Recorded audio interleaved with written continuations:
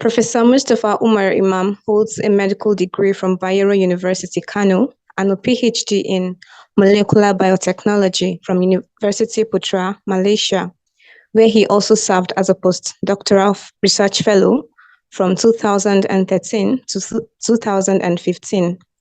He was an associate professor of nutritional biochemistry at Zhengzhou University, China, from 2016 to 2019, before joining Usmanu Danfodio University, Sokoto, where he currently works as a professor of nutrigenomics.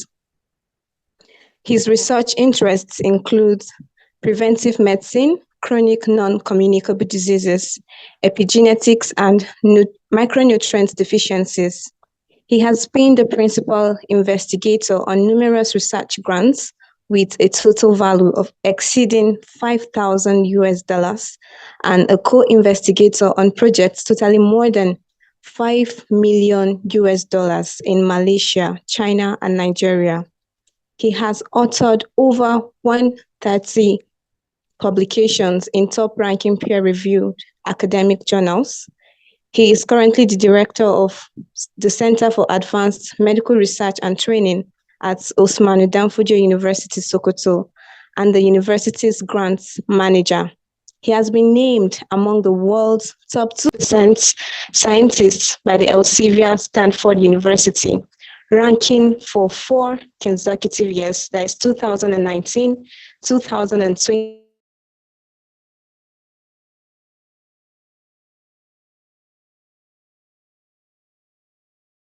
Okay, I would like to thank the organizers for inviting me to give this very important talk. I think this is a very important topic that we need to be discussing, especially coming from Nigeria, from the whole of Africa, because already you are a researcher working in a developing country like Nigeria or in other African countries, you're already at a disadvantaged position. So I think it's important to have these discussions so that we could share ideas on how we could access grants that may seemingly be a bit difficult or impossible sometimes to access. I must warn you that I am not, an expert in getting international grants, but of course I have had my own share of successes in terms of getting. And that is what I'll try to do this morning, to give you some insights into some of the tips that are important when one is to increase or maximize their chances of receiving funding from international funders. Okay, so I'll go ahead and share my screen. I have my slides ready. Okay, thank you very much. So what I'll try to do for this presentation this morning is I will give, it's not possible to discuss virtually everything related to winning international grants given the very short time that we have, but I'll try to, as much as possible, give some insights into, give tips on how to maximize chances of getting international funding. And hopefully we're going to have an engaging session at the end, Q&A, so that if there are specific areas that I haven't touched, any concerns, any issues, we will be able to address them during the Q&A session. Regarding myself, I don't think there's anything more to add after the very beautiful introduction that I got from the beginning. So I'll go straight into the presentation. So the thing with winning grants is that a lot of the times people tend to assume that winning grants is all about having a very beautiful idea on paper and then selling that idea to a funder, and then the funder would simply just latch onto that idea and then give funding for that project to be executed.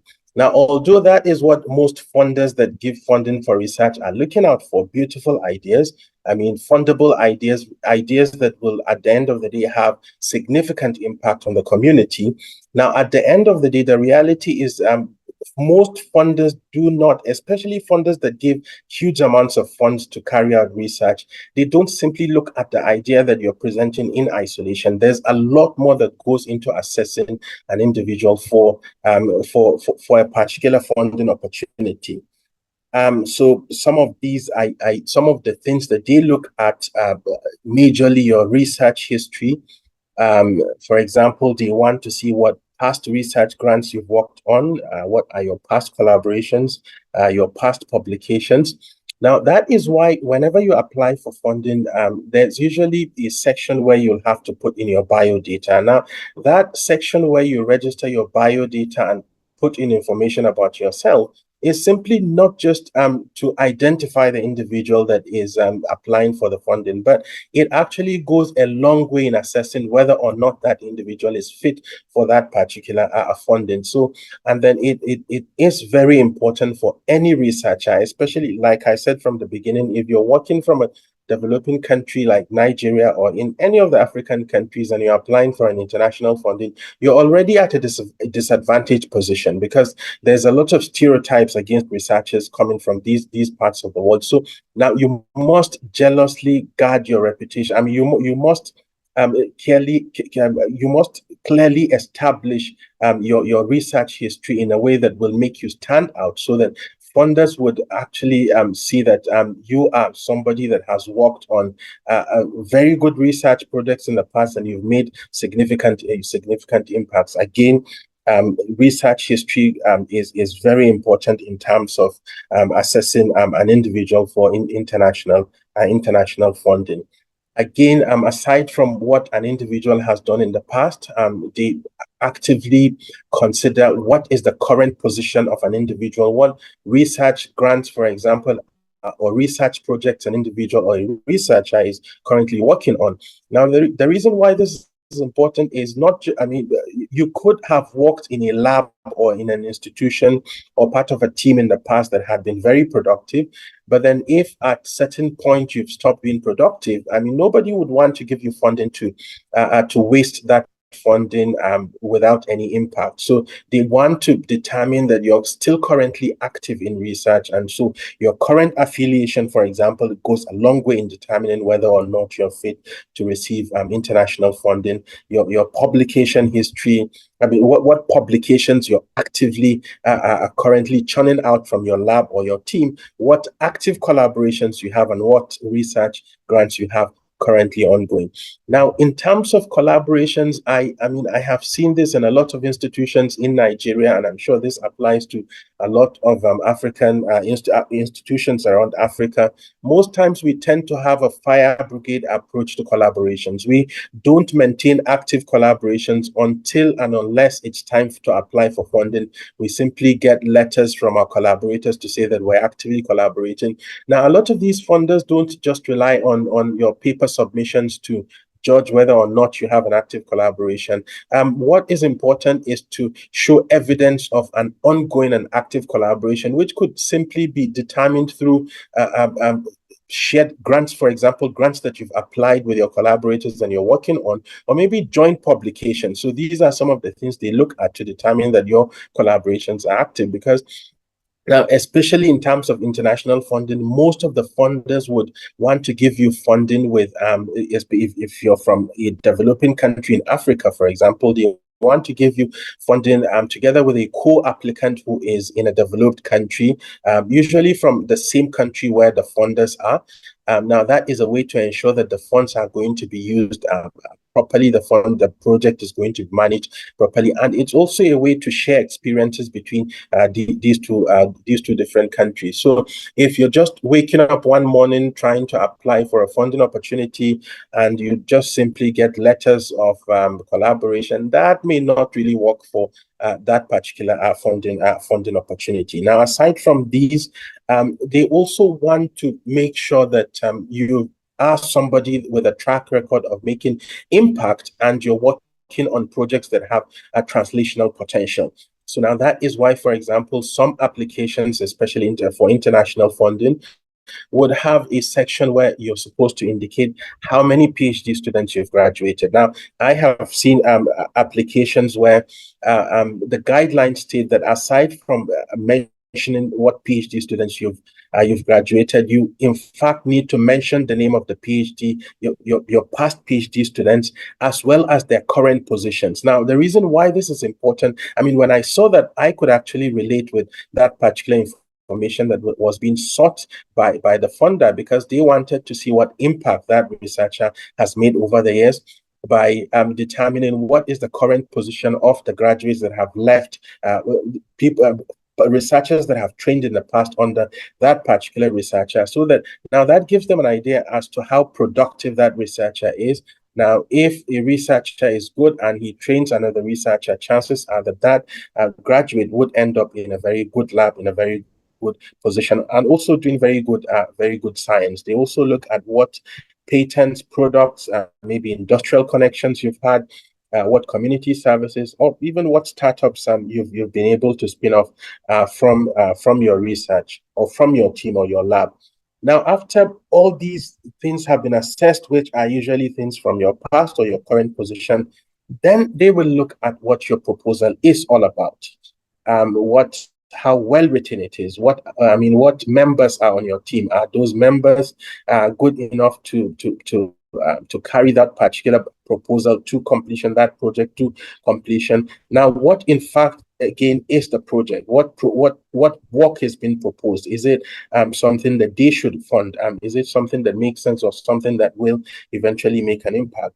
Now, again, how is the project going to be managed? Very important, because no funder wants to give you funding to begin to experiment with their funds, and at the end of the day, there won't be any impact. There won't be any impact or sustainable impact coming out of that project. Budgeting is a very important aspect that most funders, especially from an international point of view, look at.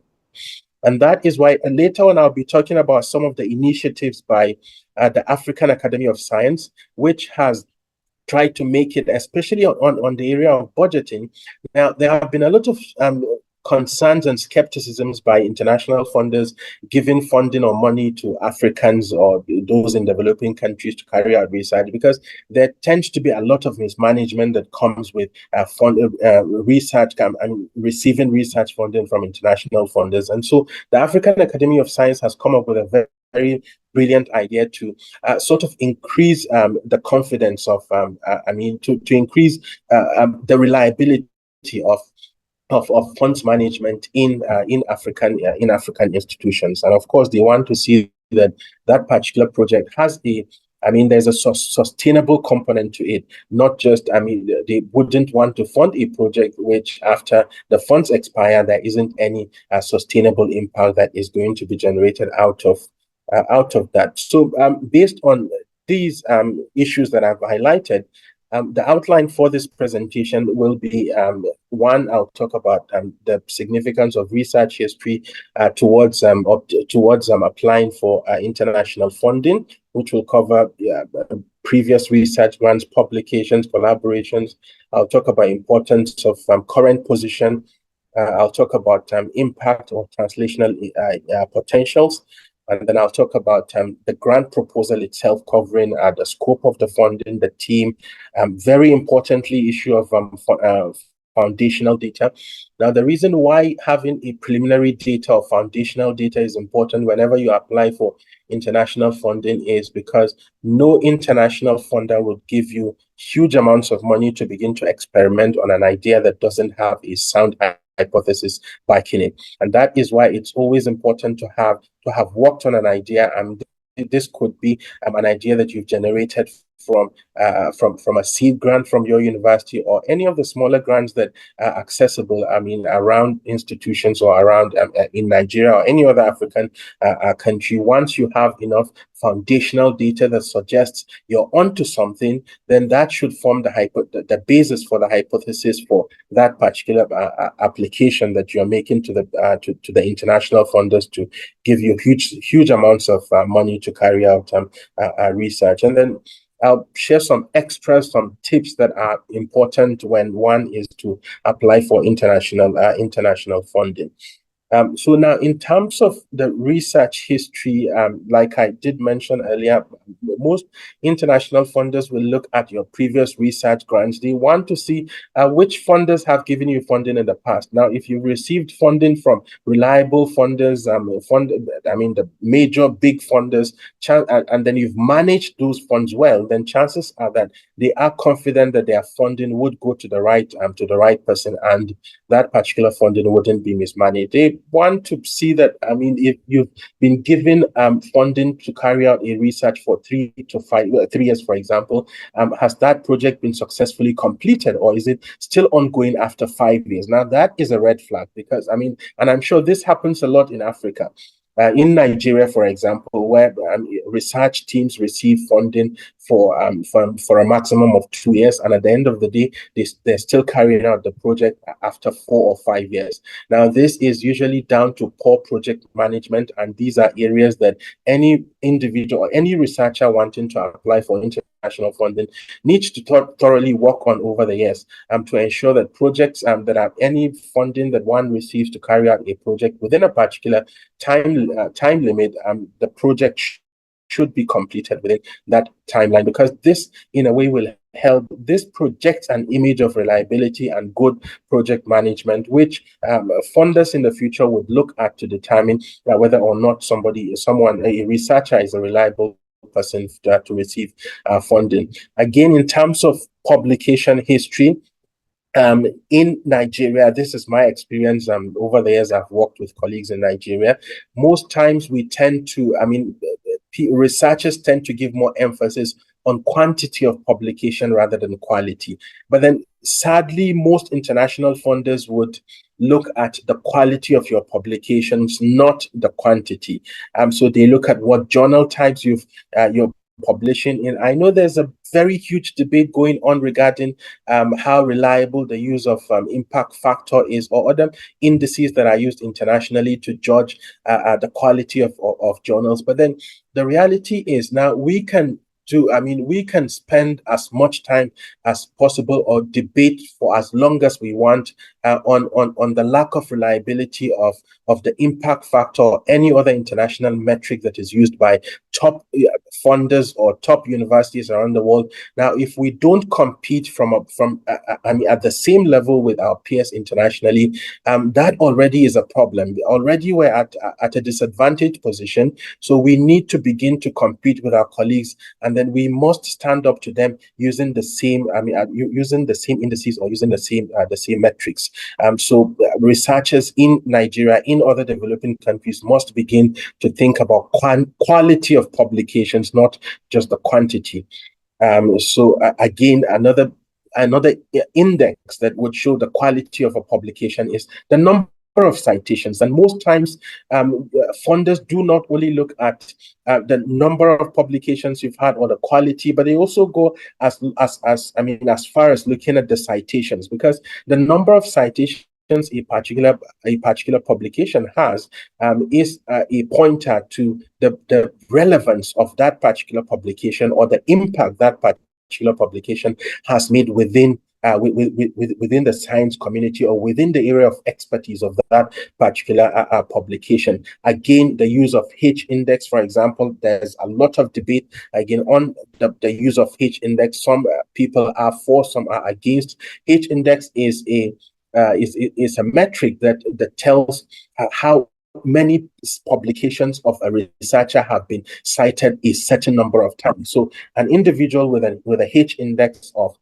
10, for example, means even if they have 100 publications, only 10 of their publications have been cited at least 10 times throughout their research career. Now, the thing is that there's been a lot of studies that have shown how H-index correlates with productivity, research, receiving funding, receiving fellowships, and having positions in top universities. So individuals with higher impact, higher H indices usually tend to do better in terms of research productivity, receiving funding, receiving positions, fellowship positions, and even permanent positions in universities. So again, coming from a developing country like Nigeria, we also want to begin to work very hard towards attaining very high H indices so that we could compete with our colleagues around the world. And when we apply for funding, we will apply from a position of strength, not position of weakness. Again, maintaining a professional research profile will help a lot in making a researcher very visible. Now, if you go on Twitter, for example, I mean, I know a lot of people tend to use social media sites for socializing, but then there's a very huge presence of academics on various social media sites. Twitter, for example, which is now X, by the way, has a lot of researchers. I mean, has a lot of researchers from top universities around the world engaging in academic discussions now, just like you have people talking about irrelevant issues on social media, things that really do not add any value to their academic to their research career. Other top researchers around the world are actively discussing issues related to their research, sharing ideas, sharing publications, and then even sharing opportunities for. I have seen, for example, where certain researchers don't even advertise for available positions on their lab aside from on Twitter. Once there's an available position for postdoc, PhD, they simply just post it on Twitter, and a lot of people have actually gotten access to some of those opportunities via social media. So the point here is it is important to just like our colleagues in developed countries, to also maintain a very strong presence in social media, especially those related to research, things like ORCID, Scopus, Google Scholar Research. Having these will actually boost an individual's research presence online. Again, there's usually when you apply for international funding, there's usually a section where you will be judged for mentorship. Now, mentorship, they want to know sometimes who is your supervisor. Again, this is because if you were trained by an expert in your field, chances are that you've gotten a lot of experience and a lot of research, skills from that particular individual. Now, like the saying goes, I mean, we have this saying that one can only give what you can't give what you don't have. So you were trained by an expert, you're likely also going to end up being an expert. Again, they will usually judge. I mean, most of these things I am talking about will not be found in all international grants applications, but then some will ask for these information and then some will not. So, but then the point is, one needs to actively try as much as possible to have all these qualities, so that at the end of the day, whenever these qualities are sought, one would simply just apply, and then one would apply from a position of strength. Another thing that international funders sometimes will look at is your research footprint, what impact you've been able to make. I talked about issue of indicating your past PhD students, how important that is. They look at the impact of your past research projects. Have you been able to produce any patents, any products, or any startups? Now, all these will give you an edge over other people when you apply for international funding, because what it means is that a funder is very confident that when they give you funding, that funding will, at the end of the day, will likely have significant impacts, just like other funding that you've received in the past had. I mean, were very impactful to researchers and possibly to the community where you're coming from. Now, in terms of research history, again, I talked about the importance of having preliminary data.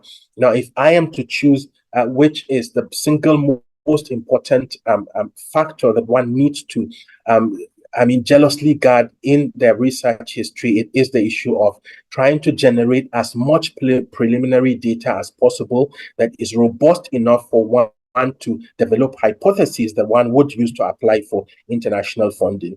Now, because we tend to, especially, I mean, coming from a developing country, most times people, at least the researchers I have interacted with in Nigeria, for example, a lot of the times tend to have this misconception that just having a beautiful idea on paper is enough to get you funding from an international funder. But the reality is they look they look far beyond the idea itself.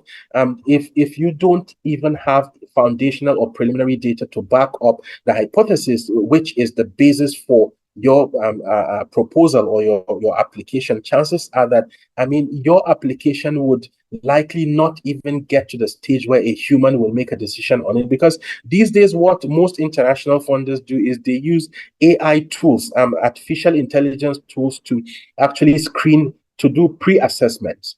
Now, they look at your research history, they look at several factors that you've submitted online, and those are the factors that AI is going to use to exclude you. So now, if you don't come from a position of strength where you have all these qualities, chances are that a human will not even get to assess your publication, and there won't be any reason for your rejection, simply because you do not fit that criteria that they're looking for.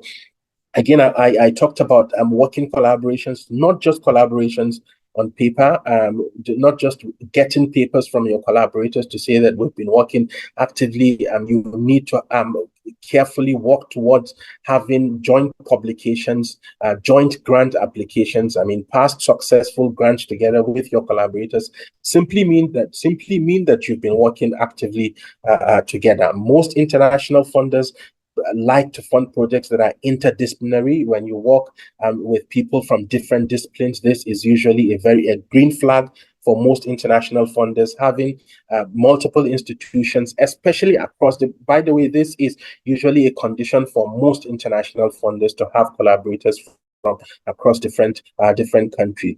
Whenever one applies for an international funding, it's always a good idea to consider the DEI policy. Now, if you read the fine print for the guidelines for most international funders, they usually will ask you to state or to discuss how you've been able to fulfill the diversity, equity, and inclusion policy, their DEI policy.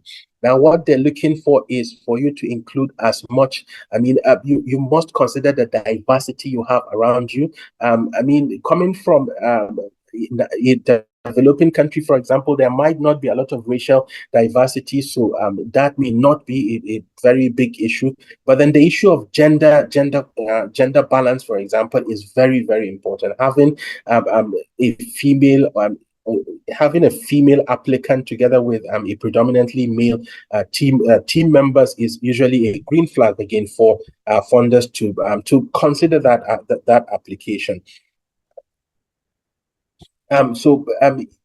Aside from looking at the past history, now looking at your current position, I talked about how important your affiliation is. If you're affiliated to a top-ranking university, or a university that has had a very good research footprint over the years, then chances are that that particular individual is somebody that they may consider for funding. What recent grants you've had. No funder wants to see that you've worked on very good projects in the last, and the last one was 10 years ago, and you've not received funding. You don't currently have any active funding, or you've not had any funding in the last 10 years. That may be a red flag that something has gone wrong in this researcher's career, and he may not be the right person to receive our huge funds to begin to experiment. Is that individual again actively engaging in publications? You may have had very good publications in the top science journals, maybe in the last and the last one was like 10 years ago. They might consider that you have stopped being productive, or perhaps those years that you were productive was because you were attached to a particular team or to a particular lab, and it means that you were not the productive, or you were not the main driver of that particular success. So they may not consider you very highly. Again, I've talked about collaborations. Having active ongoing collaborations is usually a plus. So in terms of the ongoing projects that you have, things like the quality will be assessed, the value of the grant that you have will also be assessed. Again, all this is because nobody wants to give a researcher, especially like I said, somebody coming from a disadvantaged position, a lot of funding, and then that person will mismanage the funds. Again, what current publications the individual is churning out of his team or out of his lab. I did mention briefly the issue of project management, how important it is, how funders will look at the way you have managed past projects to determine if you are a good fit to receive funding. Now, this is because the reason why funders usually have a timeline for their funding is because they want to ensure that they usually want to have an impact within a certain period. I mean, nobody wants to give you funding and then it goes on forever without having any impact. So if you apply for funding and you're definitely sure that you could achieve the results within the time that you have specified, and the funders are happy with that, they will definitely they will consider that particular application, right? So looking at your past history in terms of project management, have you been able to deliver projects when you said you were going to deliver? Now, those are usually green flags, and those are things that they want to look at to determine if you are a good fit, and especially if you have a current project also ongoing and that project is also proceeding as is indicated on the timeline for that particular project. If you have any preliminary outputs on an ongoing project, usually that is a plus. Have you attended any conferences that have used data from a project that is ongoing? Have you had any preprints? Even if you don't have a publication, having preprints is usually also a green flag. On the issue of funds management, that will usually be assessed from your past projects. Have you been able to deliver? I mean, were there any any allegations of fraud, academic fraud, for example, or maybe financial mismanagement? Those are things that your funders international funders will frown at, and they wouldn't want to give you funding. And like I said, there is an initiative by the African Academy of Science, which, by the way, is a very brilliant initiative. I will mention that at the end, but I'll briefly introduce the issue of the Global Grants Community is an initiative of the African Academy of Science, and the reason why the Global Grants Community was initiated by African Academy of Science was because a lot of researchers coming from Africa were finding it difficult to access international funds, because over the years that researchers have, in the past, when researchers received international funding, they tended to mismanage those funds, and at the end, there wasn't any accountability. So international funders were a bit wary, were a bit scared giving funding to researchers in Africa. So African Academy of Science came up with the idea of establishing a particular set of guidelines for a particular set of certification guidelines, so that institutions in Africa could apply to be given certification at certain levels, whether at bronze level, at gold level, at silver level, so that this certification would be used whenever an individual researcher applies from a particular institution to funding, to say that my university has been assessed by the African Academy of Science through its Global Grants Community initiative, and we've been found to be reliable, at least at the silver level or at the gold level. And if we receive funding, we're going to manage it based on those set of guidelines. This, like I said, is a very beautiful initiative, and I think it has significantly increased universities that have subscribed to the Global Grants Community and have received certification. They would really testify to the fact that they have now a higher reputation, especially amongst international funders, to receive funding and manage the funds appropriately. The next is the issue of impact, how much impact an individual researcher has had in the past. I did mention the fact that they look at your PhD, some international funders will ask you to indicate what PhDs you've graduated in the past, and sometimes they go as far as asking what are those past graduates currently doing, what are their current positions. They want to assess to see if you've been producing productive graduates or graduates that have gone on to become successful in their own rights. Looking at your patents, looking at your products you've been able to develop. Startups, for example, are also some of the areas that international funders will look at, because this is an indication that one did not just take a project to completion, but then a product was eventually developed out of that project, and that even led to establishment of a startup, which may sometimes end up as a company that would provide services, and that would significantly bring revenue to the research team, to the university, and to whoever is involved. And that is why it is a very important thing for most of our universities, especially in developing countries, to think of establishing things like incubation hubs or innovation centers where ideas, and they engaged, there should be experts engaged to help researchers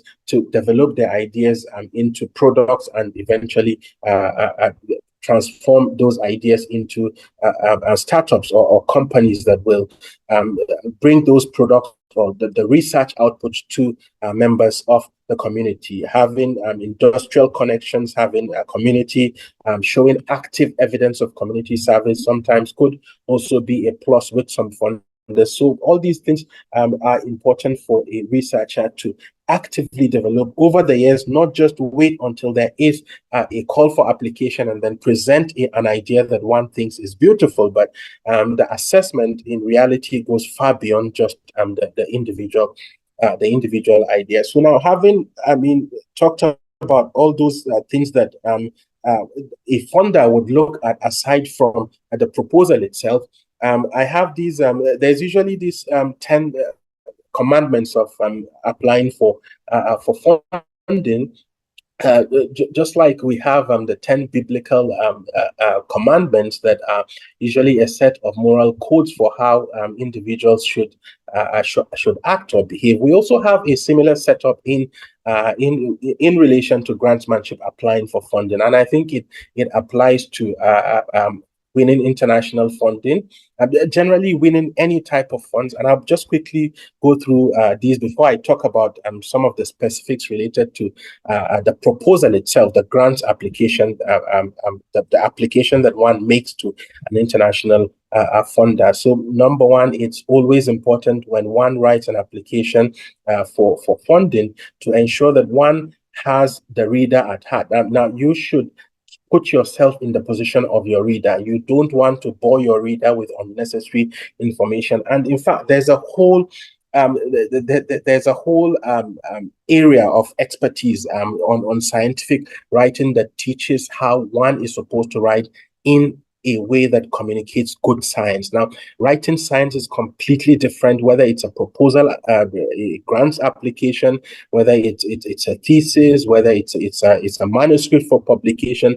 The way scientists are supposed to write and communicate is completely different from the way we communicate using essays, for example, in a normal English class. So when a researcher writes, he is supposed to put himself in the shoes of a reader. You don't want to bore a reader with unnecessary information, so much so that you might have a beautiful idea, but the idea may not necessarily, the reader may not get to the point where they appreciate the idea because they've actually been you have put a lot of distractions that have led them astray. So it is usually a very good idea when you write whatever you write in science to ensure that right from the beginning you make sure you catch the attention, or you find a way to engage the reader such that they want to continue to read. Right, you don't want to, again, still in continuation with the first point, you don't want to bore them with unnecessary information from the beginning, so that they become uninterested in your write-up.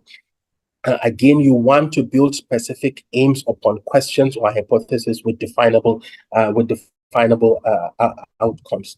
Now, this is where the issue of, I did mention earlier, how important having, especially for international funding, applying for international funding, how having preliminary data is a very important idea, because no funder wants to give you a huge amount of money to begin to experiment on an idea that doesn't have any basis. So having foundational data with very good hypotheses, with very clear aims that are connected to your hypothesis and definable outcomes is usually a very good, a very important aspect of scientific writing. You want to avoid unrealistic promises or unrealistic goals. You want to make sure that whatever you're proposing, or what are the outcomes, what are the expected outcomes of your application, are usually very realistic. You need to be as truthful as possible. You want to lay out your experiments as clear as possible, and you want to make sure that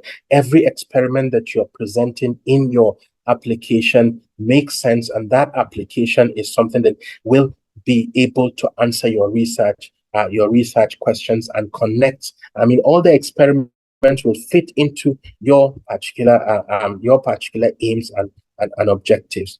Aside from just having, communicating well, you also need to think of all potential, all things that could go wrong in your research.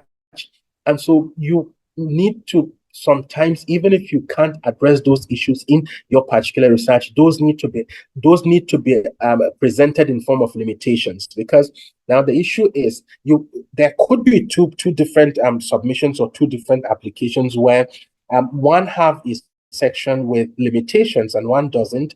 Now, the impression that the one that has limitations is given or is passing is that he is actively aware of those issues, but then because of certain limitations that they have, they are unable to achieve those particular, they are not able to do those particular experiments or to achieve those particular goals because of these limitations. But then somebody who doesn't present those limitations, it gives the impression that that person may not be aware of those issues, and so that in itself is a deficiency when one applies for funding.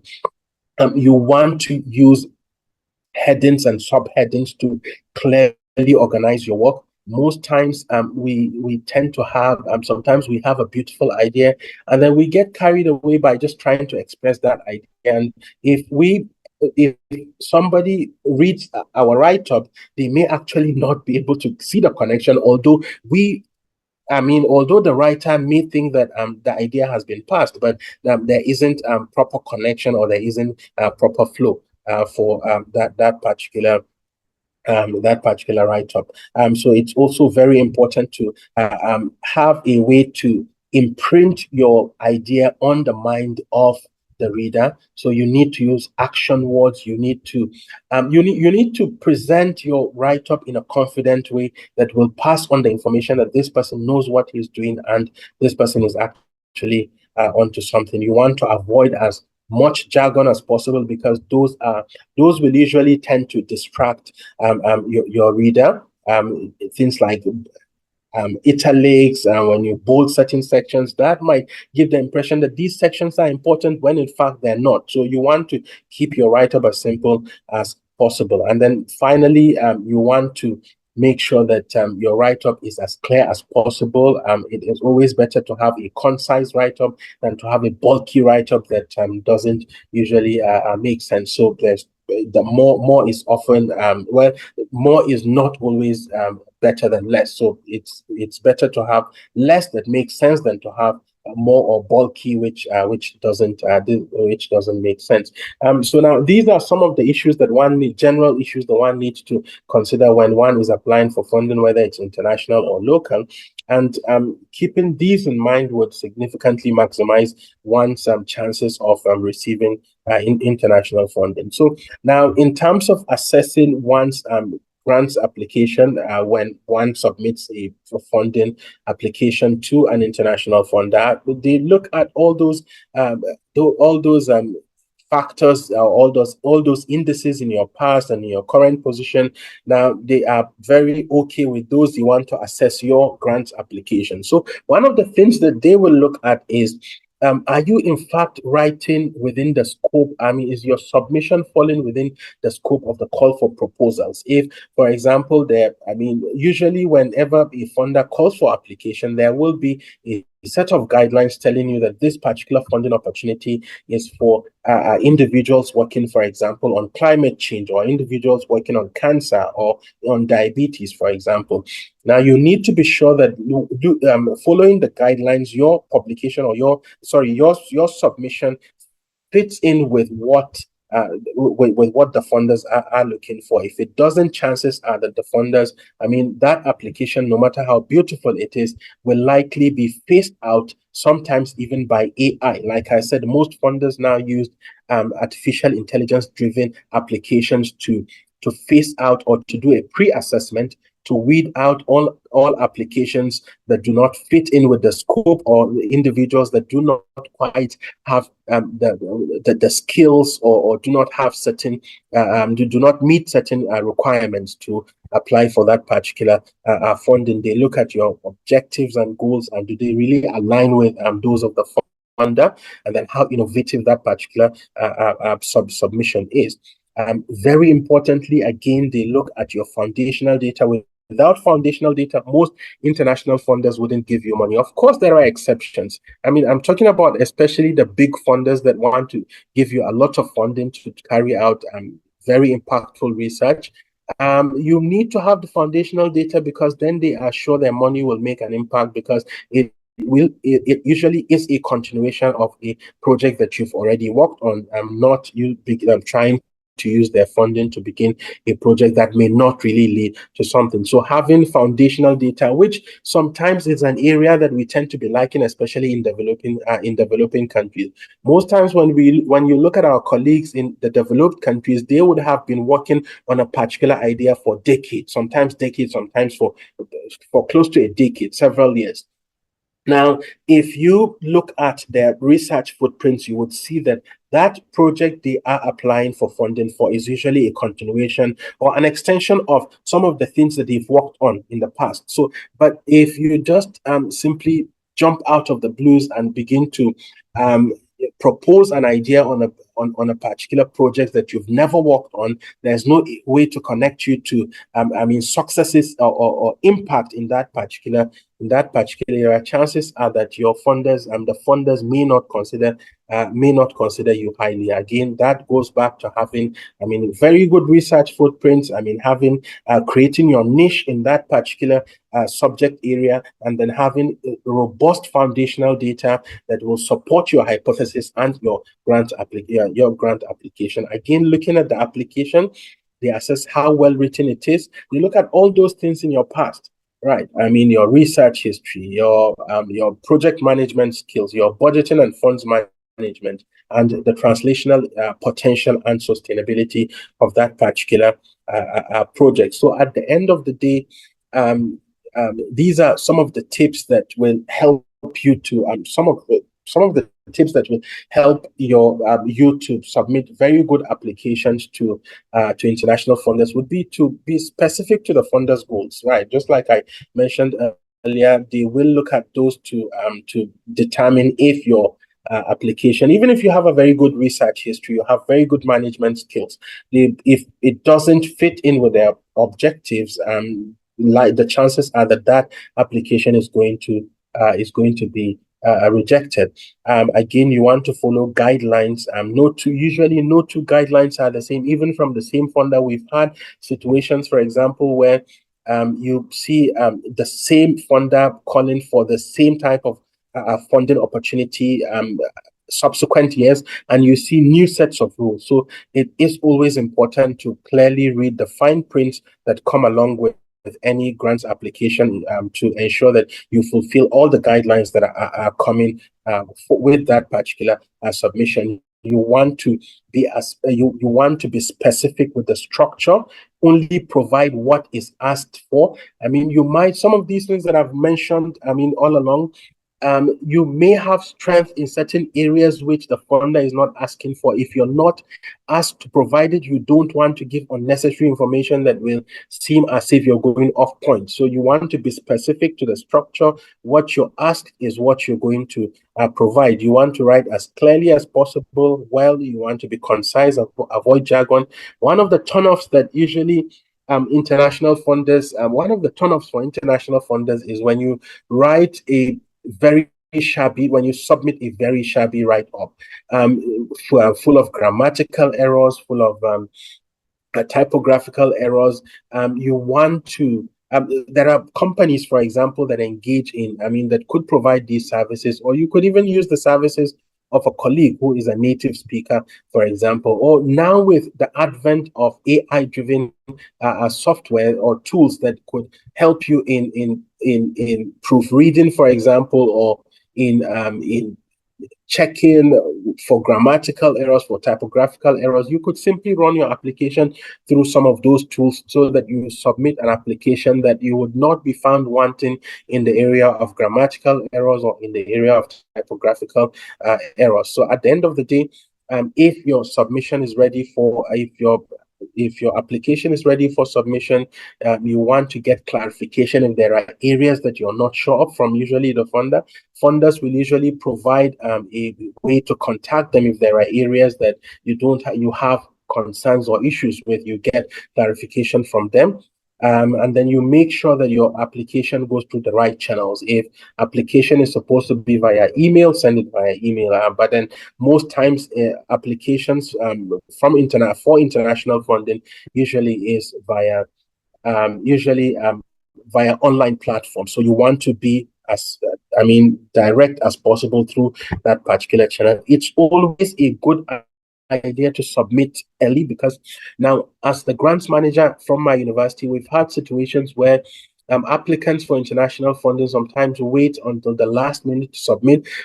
Some of the problems we've had were that sometimes there could be the website could crash, or there may be issues with internet connectivity, or some other issues come up beyond our control that we can't submit. So it's always a good idea to apply early. Again, like I mentioned earlier, we're already from a disadvantage, applying from a disadvantaged position. So you want to make sure as much as possible you've covered all ground, you've taken care of all potential problems, so that you don't you don't end up being submitting from a point of weakness.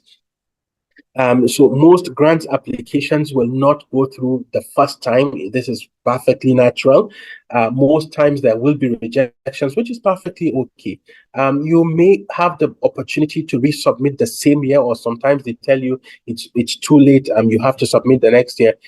This is still perfectly okay. This is even an opportunity. If a submission is rejected and you're told to resubmit the next year, then this is usually an opportunity to even build on your research history, and then improve on your position, and even try to generate more data that will support your application. So usually, once you, if you're told to resubmit, then that means it is an indication that you may likely get that funding. So one needs to take this very seriously, and at the end of the day, you resubmit.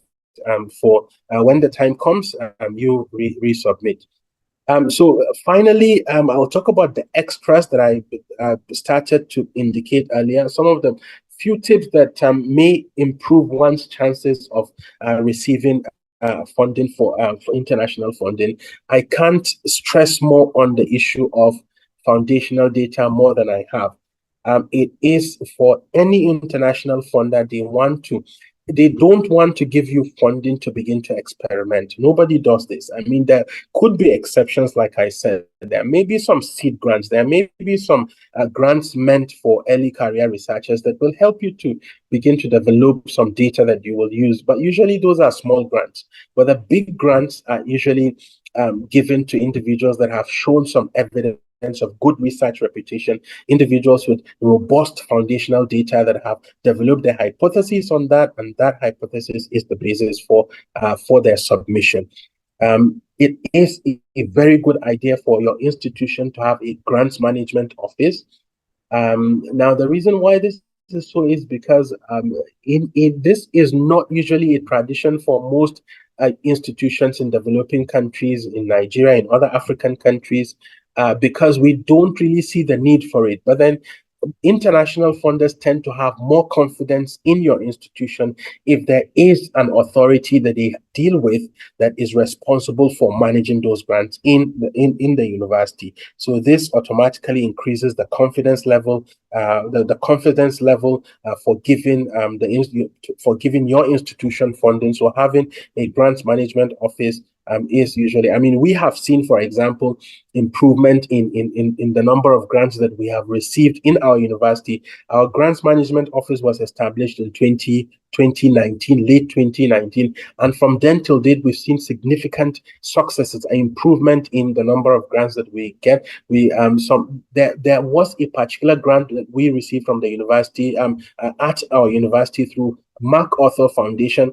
Now, MacArthur Foundation specifically instructed that they wouldn't go ahead with disbursement of the funds without the proper authority from the grants management, usually the grants manager, contacting them and then signing. So I had to, for example, sign a few papers with MacArthur Foundation, even though I wasn't the awardee, right? So they had confidence that because we had a grants management office, the funding was going to be properly managed. Again, getting the GFGP certification, the Good Financial Grant Practice certificate, is usually a very, very good thing to do for any institution in Africa, especially. And like I said earlier, the Global Grants Community is a creation of the African Academy of Science. And the reason why they came up with this is because of how the confidence levels of, how international funders have lost confidence in giving funding to researchers in Africa. So by having this certification, which is usually this global grants community is regulated by the African Academy of Science. So automatically there's some level of confidence that the certification levels are very transparent, very robust, and any institution that passes or gets a particular certification level will have some level of expertise in grants management, in funds management.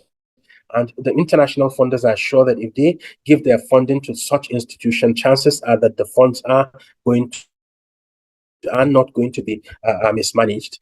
Again, issue of having active collaboration is a very good a factor when one applies for international funding.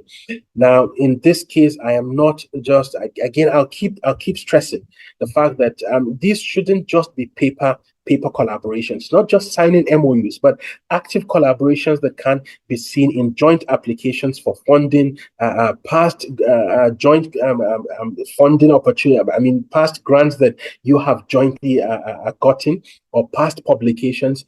And the thing is, I know there's a lot of issues, or a lot of problems when it comes to maintaining active collaborations with our peers or our colleagues from developed countries. And most of the times, the reason why this is so is because researchers from the developing countries, or from Africa in particular, do not really bring anything to the table. Now, if you don't bring anything to the table, at the end of the day, what your colleagues from a developed country would see is you're just holding on to the collaboration because of the benefits that you're getting, but they wouldn't have anything to lose if they just severed ties with you. So we must also learn to bring something to the table, especially in the area of real scientific contribution to the particular subject or the particular project that we are working on. I can give you examples of some of the active collaborations that we have in my university. We have encourage researchers, for example, to ensure that they don't just only hold on to. Again, another issue is we've had situations, for example, I have been on a negotiating table between researchers in my institution and researchers from Europe. And then one of the questions that the researcher from our institution was asking is, who covers I mean, it's a project that is going to be concurrently, that is going to take place concurrently between our institution and an institution in Europe.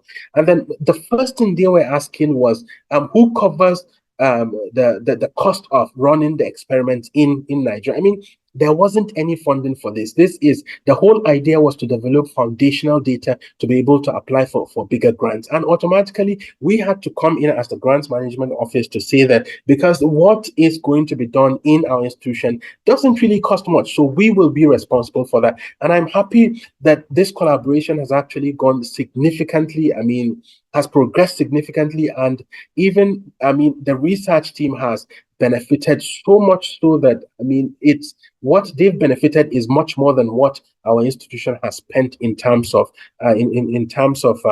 generating the preliminary data. So the point here is we need to collaborate with our colleagues from developed countries. We need to maintain active collaborations with our colleagues in developed countries, and we must bring something to the table if our colleagues are to respect us and to maintain those collaborations with us. And then finally, it's sometimes it is not. You may have all these factors that I've mentioned, but if you don't have access to the funding opportunities, that can be an issue itself. So I know having access to information sometimes is an issue for researchers in developing countries, in Africa, for example. The opportunities may be out there, but we may not have access to them. We may not know that they exist, so we don't apply to them. So what my institution, for example, has done is to apply to one of to apply to there's an NGO in based in Kenya that is maintaining a website called Funds Beeline. Now, this Funds Beeline is actually a catalog of opportunities that are meant for researchers coming from Africa. And I must tell you that this has significantly improved our chances, and this has been very, very important for researchers in our institution. And I will encourage every institution that has the opportunity to actually subscribe to this or to any other website or any other catalog where opportunities like this would be presented, and you would have access to funding opportunities for researchers in your institution. So finally, I think the take-home message for this presentation today is that to be successful in getting international funding, one needs to work actively towards maintaining a very good research reputation. Now, this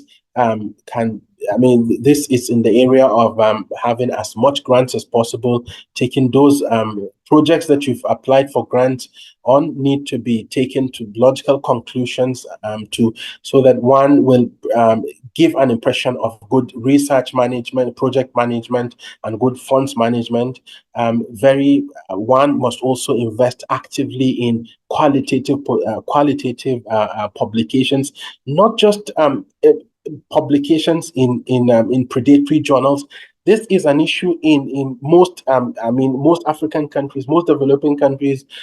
Colleagues tend to publish in predatory journals because they're usually just publishing for promotion's sake or just to have as many publications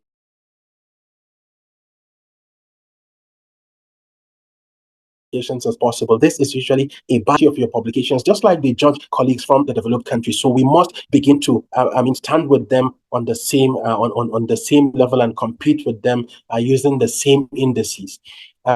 Issues of collaborations, I've explained that extensively. Yes, one must work towards establishing impactful results with translational potential. One must actively work towards graduating qualitative PhD students, having patents, products, industrial connections, community service, as well as startups. All these will go towards having a very good score when it comes to assessment for an international grant. When it comes to the application itself, the proposal, when you write for an international grant, you want to write as clear as possible. You want to have a good team. You must make sure that every aspect of the project is represented by an expert on your team. You need to have active collaborations and evidence of the collaboration. You want to keep the application within the scope of that particular funder. You want to have, very importantly, proof of concept data. The preliminary data I kept talking about, very important. Without this, no big funder will give you funding to begin to experiment. You want to make sure your budgeting is within acceptable limits, it makes sense. And you want to ensure that the project has some sustainability component. Again, like I mentioned earlier, rejections are normal. We must begin to use rejections to our advantage to improve subsequent applications. I know most times from when we apply from a developing country and we're rejected, people tend to, I've had these complaints severally. People tend to complain that it's because they don't. There's bias towards Africans. There's bias towards Nigerians. But the reality is, most times you're being judged just like they judge people at your level in those developed countries. And if you don't have equal, if you don't stand up to them, if you don't come from a position of strength, chances are that your application or your submission will not be considered highly. Again, like I mentioned earlier, most times now they have these AI tools that screen people from the beginning, and so you wouldn't even have a real human making a decision before the AI would have phased out or rejected your application. So having that extensive or robust research history and presenting a very good submission would increase your chances of passing beyond the AI screening stage, and then getting to a real human to assess your applications. Again, it is very important for institutions to establish in Africa or in most developing countries to establish a grants management office, because then that will increase the confidence levels with the funders to know that whenever they give funding for any project, that funding is going to be utilized properly, and there wouldn't be any issues of mismanagement. Within Africa, at least, African Academy of Sciences has established the global grants community where the GFGP certification could be obtained, and that certification can be used whenever an individual applies for international funding, to give the impression that we have been assessed by the African Academy of Science to be reliable in terms of managing grants. And so whenever we receive funding, we're going to use it properly. So these are some of the links for further reading, and thank you very much for this opportunity.